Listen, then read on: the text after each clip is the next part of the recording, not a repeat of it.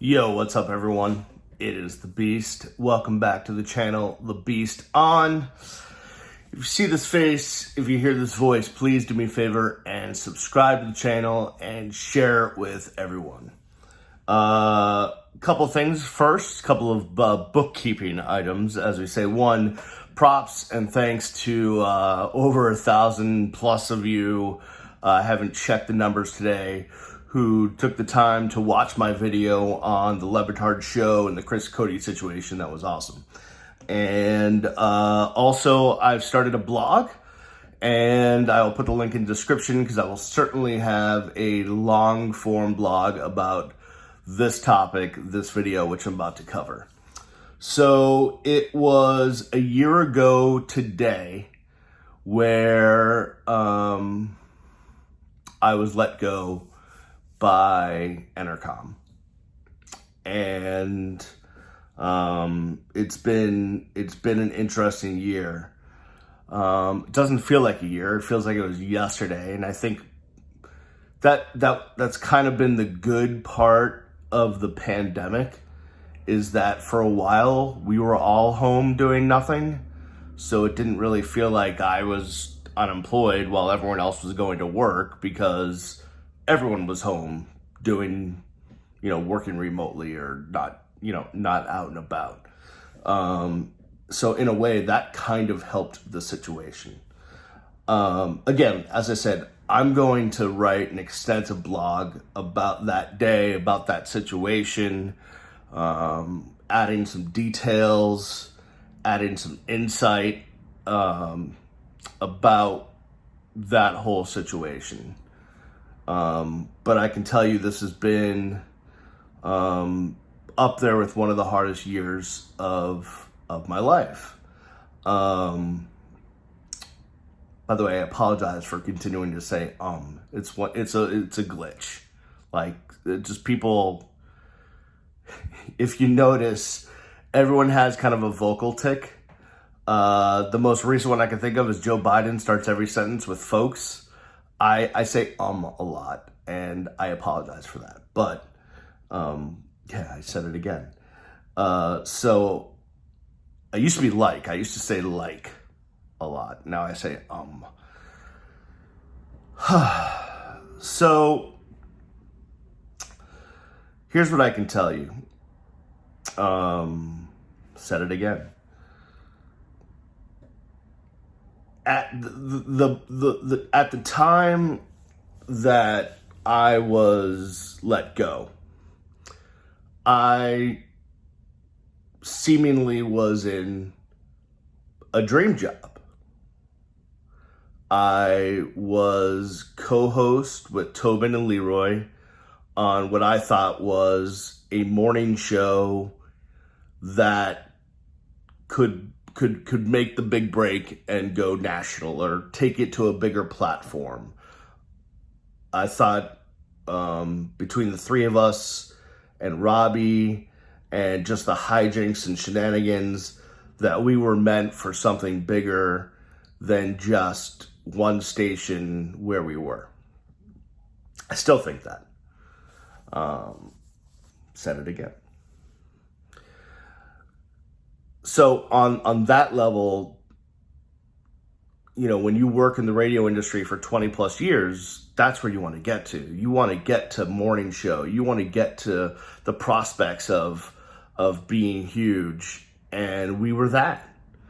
And those guys still are that without me. They don't need me. Although I'm not to toot my own horn, but I played a particular role on the show, which they haven't filled, and I'm not saying they need that role, but it did kind of, I think, round out the show. That's neither here nor there. So on that aspect of things, as someone who, from the time they were in high school, if I wasn't going to be a drummer in a band, then I was going to be on the radio. And so as someone who had dreamed about that for years, of being a primetime player on the radio, I finally got there. So that was great. On the other hand, I'm a radio wonk. And when I used to interview candidates who would come in to want to be board ops or producers or give advice to people on the industry, especially sports radio, I always told them, you have to love radio more than you love sports. You have to be a radio person first and just overlay that with your sports knowledge. And that was me. I prided myself on knowing every single aspect of radio. The ins, the outs, the technical, the non-technical, the who, the what, the when, the why, the philosophy, the science behind it, the art, but all of it. I had spent, from the time I started as an intern, but before that, I had spent from the time that I did my first on-air shift at 90.5 WVUM, the voice of the University of Miami, in January of 1995. From that point forward, I made it my life mission to learn everything about radio. And I guess later on, audio content.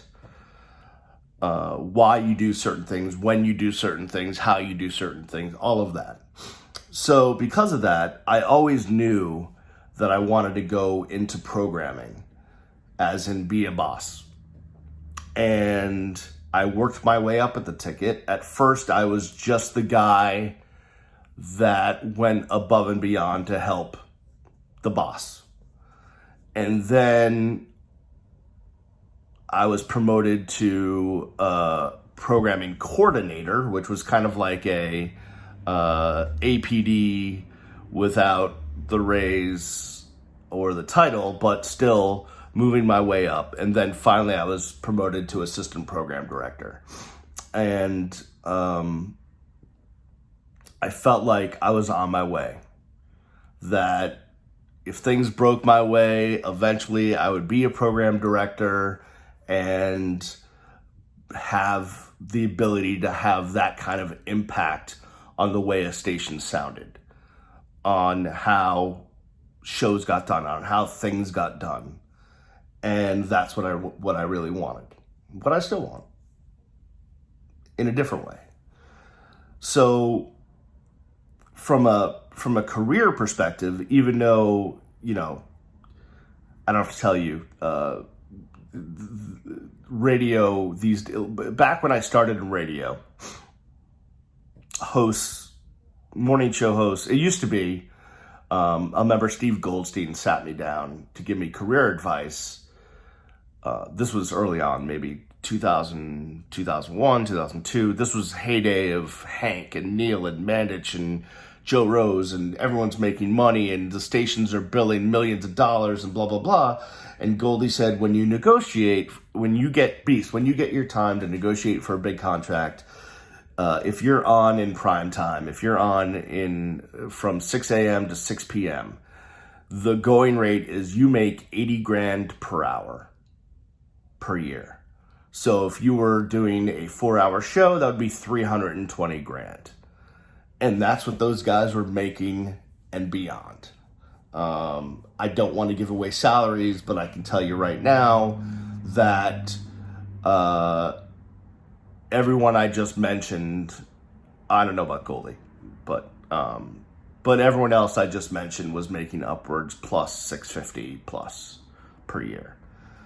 And then the recession hit, and then the industry started eating itself, and the same positions that paid well over $500,000 in a major market like Miami were now paying, if you're lucky, 6 figures. And that was few and far between. And certainly I never got there. And neither did anyone else on my show. So from a just position standpoint, I was where I wanted to be. From a financial standpoint, certainly not where I wanted to be. To be able to support my family and, be able to pay bills without worrying, and all of that stuff. But still, listen, very thankful that I was able to have a gig that allowed me to at least keep the lights on and provide for my family and not have to worry day in, day out about, the next bill that came in compared to the rest of the United States, compared to the rest of the world. I was able to take care of things. So very thankful for that, especially now that I'm not employed. But so you see where I was, where my mindset was at. There was a third part of it was, and I'm going to get into this more extensively in the blog. I'm going to share the link with you on this video, is that after Entercom, which was the 4 stations in a building at 20450 Northwest 2nd Avenue in Miami Gardens, which was an old insurance building from the 70s, the 4 stations were obviously the Ticket, the Shark, Light, and the Beach. Those 4 stations were what we would call Entercom legacy stations. That was the North building. And then we merged with CBS. So we became partners and inherited, and we're all one big family. Notice I didn't say happy. With the 3 stations in our South building, like 187th and 441, something like that, which were Power 96, QAM, and Kiss Country. And once that merger happened and things started to change rapidly, because we had a couple of GMs, bosses in a row at our building that were just great people. We had Maureen Lesord and we had Doug Abernathy. And they were amazing people to work with, and they made the environment one that for the first time in radio, I loved going to work every day. And it was just something special. And anyone you see from that time on Facebook or Twitter, or if you see them in person, if you talk to anyone that worked at any of those 4 stations, they will tell you we had it going. There was not one issue in the building. We all had a great time. The mission was winners party, losers have meetings, and it was awesome. It was awesome. We had such a great time. It's such a great cast of characters. Everyone got along. Everyone's stationed. It was like singing Kumbaya, and it was just a great time. And all of a sudden, we merged with this other building, and I knew this was going to happen because I'd worked at QAM. I'd worked with a lot of those people that were in the other building for 12 years, from 97 when I started interning to 2009 when I was let go from QAM. And I knew that the culture, everything in that other building was completely different from what we had. A matter of fact, whenever people would ask me, what was it like to work at QAM when you did? And I would always tell them point blankly, I would say, I felt like every day I would walk to work and it was like working inside of a tumor.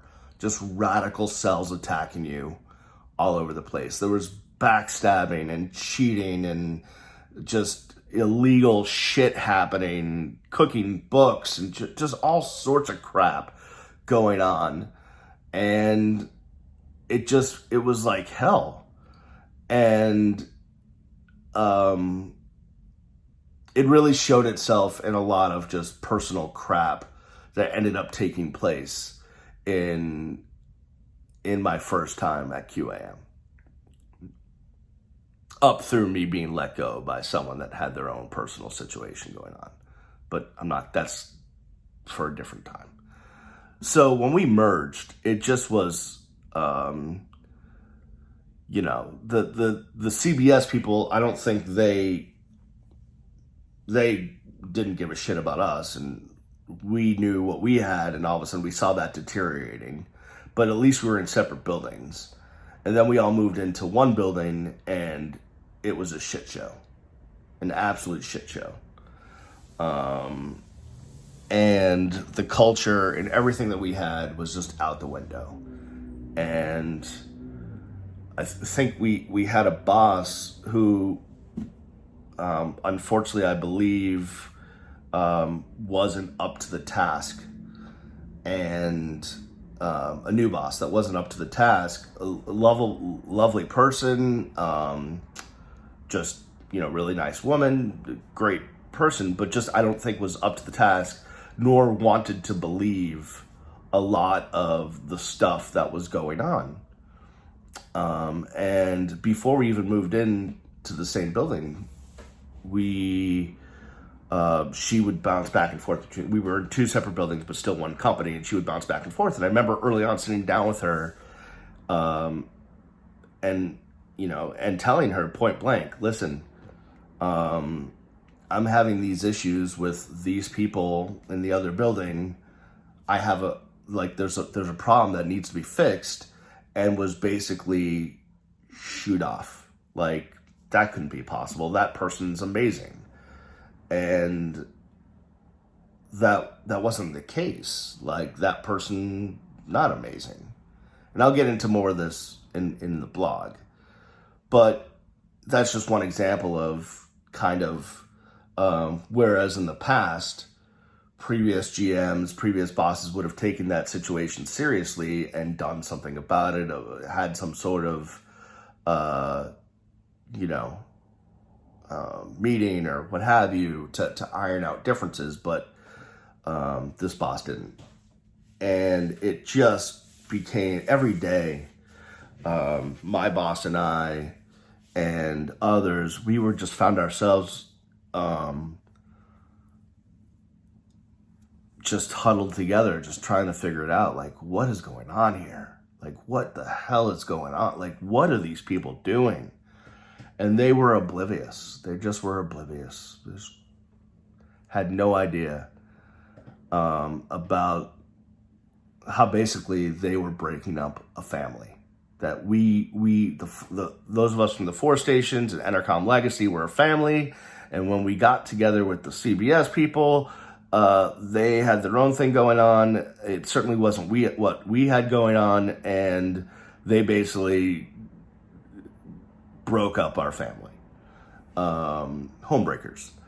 And I think that situation really took its toll on me. I know it took a toll on a lot of people.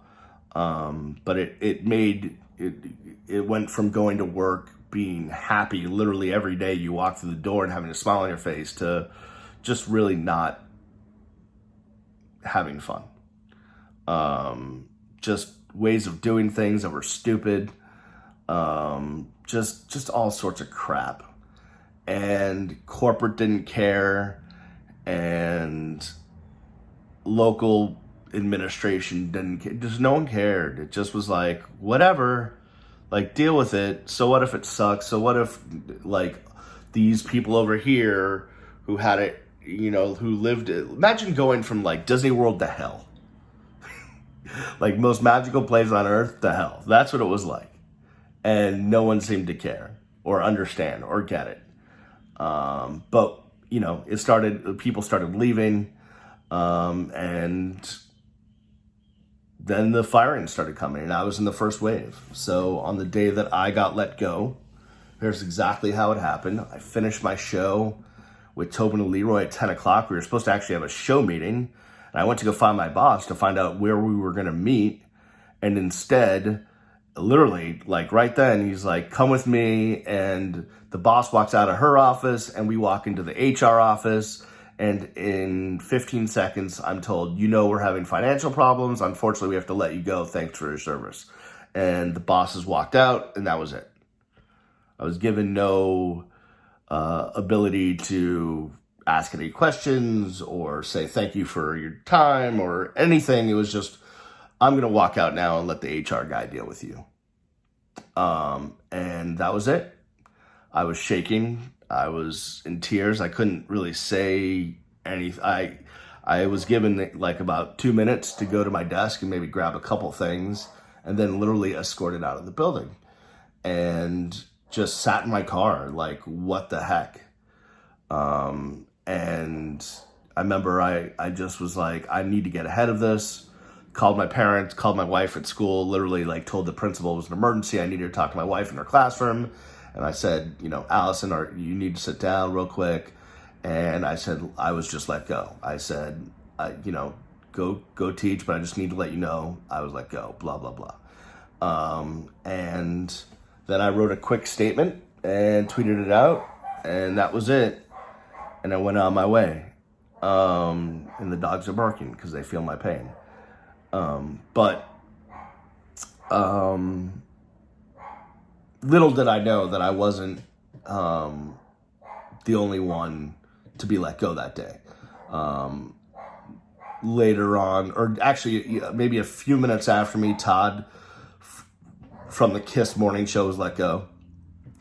And then later that afternoon, it was Kimba and Jade Alexander were let go. And that was the first round of what would be many, many, many, many more firings and layoffs and let goes and people leaving and whatnot. Now, I kind of have a bit of a conspiracy theory, which I'll get into more in the blog, that the others were let go more so maybe for monetary reasons or for just literal, cutback reasons. And maybe I was thrown in there as a, like, hey, we're getting rid of these people. We can get rid of Beast in the same time. And it all looks fine and dandy. Remember, in Florida, they don't have to tell you why they're firing you. They don't have to say anything. They just say, we're letting you go.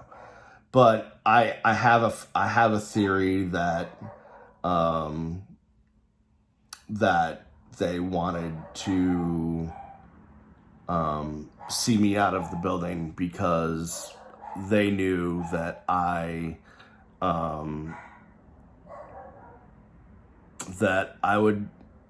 was not going to let people in that building bleep with what we had. And I don't think I did anything outright as a fireable offense, but I know I didn't, but I certainly wasn't about, like, I was pretty pissed off at some of the things that were happening. And I think that was probably known. Because I'm sorry, like, you're not going to, not that you're not going to, you can do whatever you want if you're the boss, but like like there's people that made life in that building hell and no one seemed to care. And that bothered me. People were being promoted to positions they had no business doing. Good people had been fired before that were amazing at those positions. People were running departments that had no clue how to run that department. Just people were given authority. Like, there was just a favoritism thing where all the CBS people seemed to be finding themselves in good spots, and all the Entercom people seemed to be walking out the door. And I saw what was going on and just wasn't happy about it. No one was happy about it. But when I get cranky, I tend to let my feelings show a little bit more. So I feel like that was one of the reasons that I was let go. I don't know that. It could be just me being completely neurotic, but that was a thought that came up. But I'm going to wrap this up because I'm going to write a really long blog about this. I miss it every day. More than anything, I miss working with Tobin and Leroy and Robbie every day. I think Brendan Tobin is, I keep saying this and I don't mean to embarrass him. I really think he's a genius. Leroy is one of the best people on this earth, like beyond what you would, I'm just one of the few people on this earth that will care about you as a person, will like make you part of this family, will invite you, just all the things that you should be as a person, not forget about a colleague, just as a person. That's what Leroy is. That's what Tobin is. And Robbie is just one of the world's greatest finds ever. And if there's anything I miss, it's about working with those guys every day. I really felt like we had something special, and it could have blown up, could have been huge. So it's the people I miss the most. And once this pandemic is over, I hope to have a huge reunion in my backyard with the party of all parties. The Rage in the Cage part 69 or something. Apologize for the dogs barking. So thank you for letting me vent for almost a half an hour. I am going to write this blog. I'll include, eventually when I post this video, I'll include the link to the blog in the video. And I think you'll understand a lot more. But thank you for giving me the opportunity. Thank you for watching. Anyone that supported me over the last year, I am so in debt and so grateful and love you so much. Hey, if you have a job to offer, feel free. I'm still looking. But we'll get into that another day. Love you guys. See you when I see you. Peace.